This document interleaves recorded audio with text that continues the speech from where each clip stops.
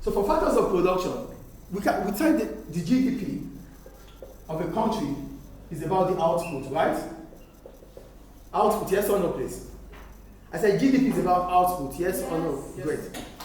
If GDP is about output, we can't talk about our output without the factors of production. Because the factors of production are what? Our inputs that goes to processing to give us output. So this needs to be processed before we get this. This is goods, these are goods and services. So whatever we produce in this country, it is based on goods and services in this country. Do you get the point I'm making here? So those things that help us in the production of goods and services are called what? Factors of production. So that's why factors of production are what? Resources that help in the production of goods and services.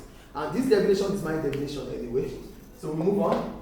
Then what are those factors of production we're talking about? We're talking about land. When we talk about land, land is fixed in nature. That means it is natural resources. And whatever is on land is land. So what do we use land for? We use it for agriculture. We use it for building factories, offices. So without land, we might not as well have production. Without land, we don't have production because we need land for our agricultural process. What is agriculture? The planting of crops, rearing of animals for the benefit of man. So without land, we can't plant crops, we can't rear animals, we can't sell crops. So land is very important. Two, labor. When we talk about labor, we're talking about the physical and mental effort of people that helps in the production of goods and services. Here I use wealth. When we talk about wealth, we're still talking about goods and what? Services. It's also important for economic growth. Land is important for economic growth because without land, we cannot increase our output. Labor is important because we're talking about the demand for labor and the supply of labor. If supply of labor is not increasing, the output of the country would not increase. So we need people, we need workforce to increase our output within the economy.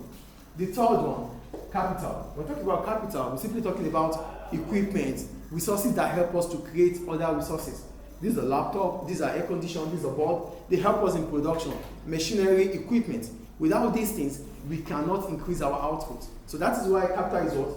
Wealth used in creating other wealth. Wealth used in creating further wealth.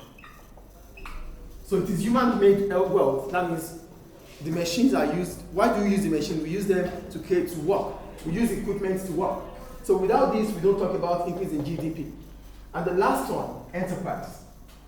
When we talk about enterprise, we're simply talking about the initiative and the risk bearing of individuals to be able to come up with a business.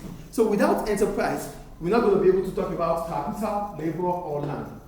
So that's why we have the entrepreneur.